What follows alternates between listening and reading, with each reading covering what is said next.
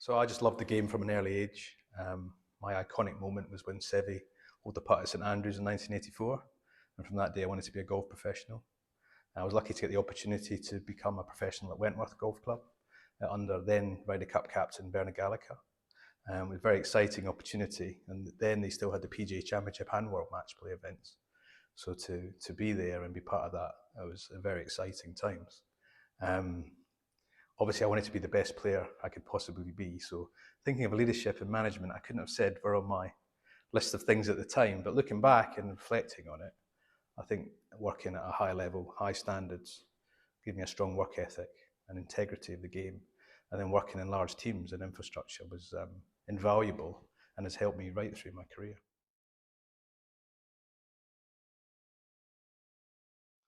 I think it's been a full career and I've been lucky to experience many things. The opportunity, when I mentioned about Seve being my iconic moment, but it led me into golf. Um, when I moved into Celtic Manor, I went there as head professional, was able to launch the inaugural Wales Open and then be part of the Ryder Cup bid. That was a massive opportunity. I learned so much off that, working with the tour, working on these huge projects. So then that was an invaluable experience. Um, and then the industry changed really. We had the financial crash in 2008. The internet was taking hold and how the world was moving. And I, at that point, was running businesses as well as coaching and being part of golf in that sense. So I realized that really where my career was going was into management. So that helped me to make the opportunity to move into operations management at the time. But also the doors were starting to open. I think the doors were much more siloed. You were a PGA professional, you were a manager, you were an accountant, you were a greenkeeper. Now I think they've merged. There's a lot more cross-pollination within the departments and in the industry. And as part of CME with the education programs, I think it's created a lot more opportunities for people to get into the industry and working across different spheres. So that was probably a fundamental movement. So I moved, as some would say, to the dark side from being a professional to being a manager. And then when I became an official general manager, if you like, even though I'd been in management a long time, I think the CME pathway, going back to education, I hadn't done education for 20 years. That really enriched me and motivated me and helped me with the skills that I had, but didn't really know how to utilize or focus those abilities, especially on strategy, governance, and also building up a stronger network and relationships. I mean, I guess it's like going to uni, you know, when you come part of these educational networks because everyone helps everybody. I think that's one thing that really struck me when I moved into general management was how everybody came from different walks of life.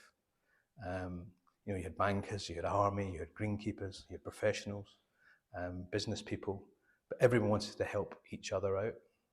I think one of the things that struck me, people said to me is, it's a lonely role, but you're always in demand. So the network and the people in the industry that help you to manage those things and support you through the good times and the bad times is invaluable.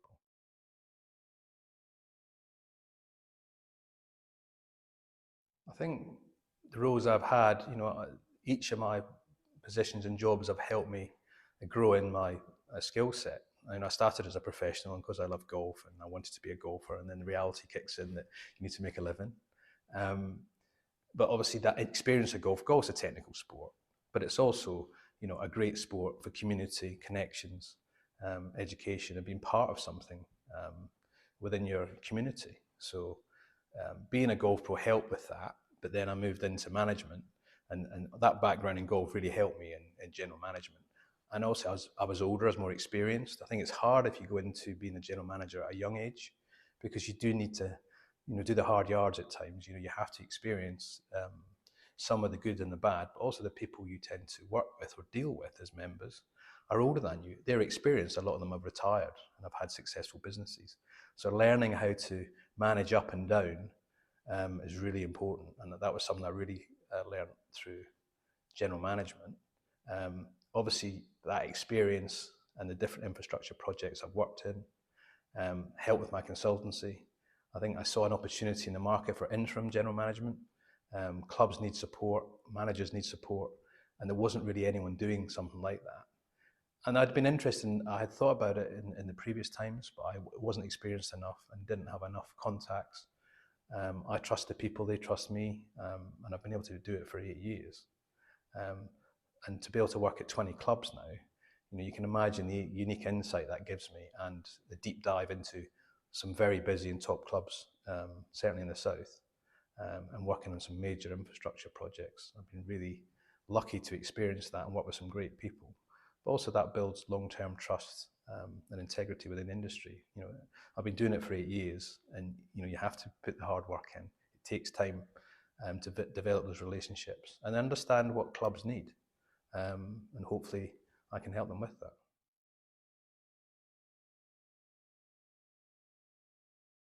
Yeah, I think the people in the community. I think clubs by nature, like-minded people want to be part of something special, and it's your local community. The health benefits of golf. It's a great sport that you can play from when you're born to when you're at the end of your life. So the connections for families is great, and being part of a local community. And also as a team, you get to work with really nice people in a good environment. I love the sport, so obviously for me, it's a passion. Um, I know you can have a great golf course and a great facility and a wonderful building. If there's nobody in it, what is it? So I think that the people make it. So definitely, my experience is that clubs are well beyond just a golf course. But obviously, there's different courses for different people and different communities, but definitely the people.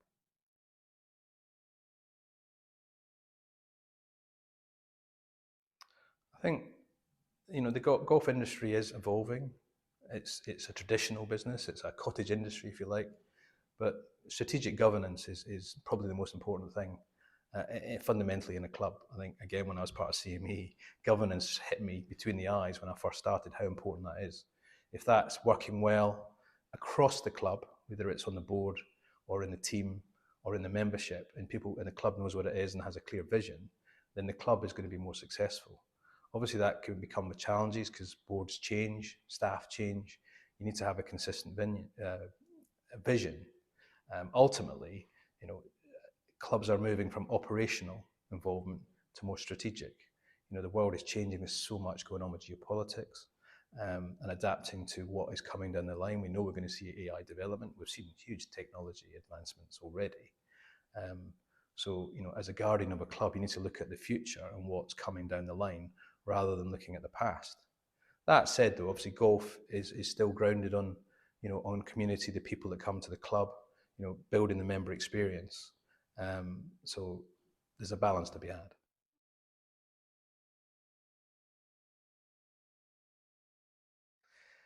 It's changed and it hasn't. I think obviously the technological advancements, the changes in HR, the minimum wage, um, the opportunities within the industry. Now, as I mentioned earlier, there's a lot more opportunities to get into the business. Whether you're a golf professional or a course manager or a greenkeeper or a banker or whatever business you work in, or through education. We've seen a lot more coming through from university to develop. Um, so they are benefits and challenges, for all businesses to adapt to those. But I think fundamentally, golf is still about the people, about the community. Um, Developing the course, the facilities. You must be flexible. You must be agile. Um, but AI is coming. That's another scenario that we don't quite know how that's going to work. But I think this is a people business. So AI will help and support and add to our industry, but I still think the people will be fundamental. It's a space where people will want to go. I think actually more and more, it's getting harder to connect and be physically with people in an easy, comfortable, almost safe environment. So though it's changed, I think there's some similarities and values that will always be part of the sport.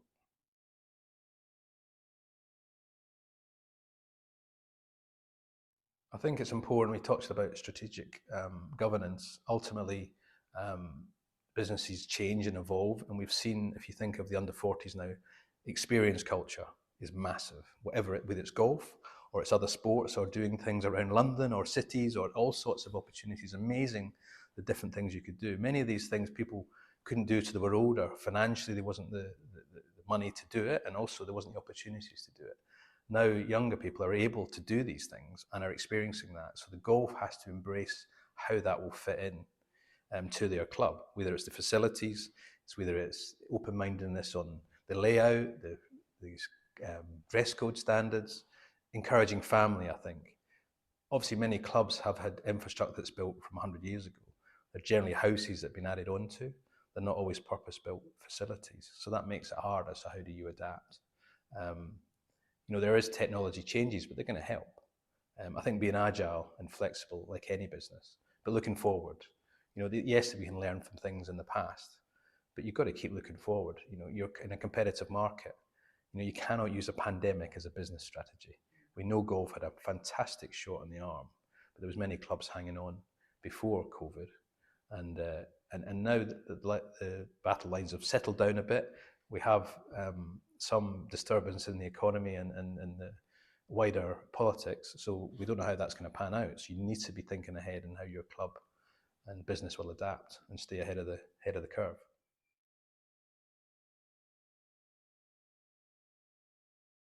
I think I'm still learning. I think the variety in some of the work I do, I get to do infrastructure projects, I do interim general management, IT projects, small projects, big projects, and mentoring and supporting managers. I think it's very exciting to be able to see a project through from start to finish.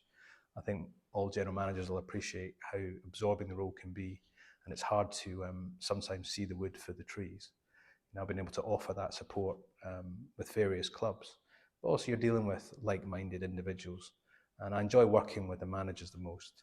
It's great working with clubs and boards and committees, but ultimately working with people like myself as managers is a really enriching experience. So yeah, that's where I would say.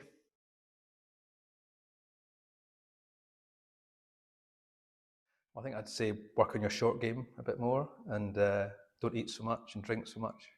But seriously, I think keeping an open mind, embracing opportunities. Um, you know, I took some risks when I was younger, so I wasn't frightened to move around and try different clubs. But I think you don't realise when you're young, do you? The opportunities that are in front of you. Embrace those when they come. Um, yeah, I think that's what I would tell myself to make the most of the opportunities that come down the line.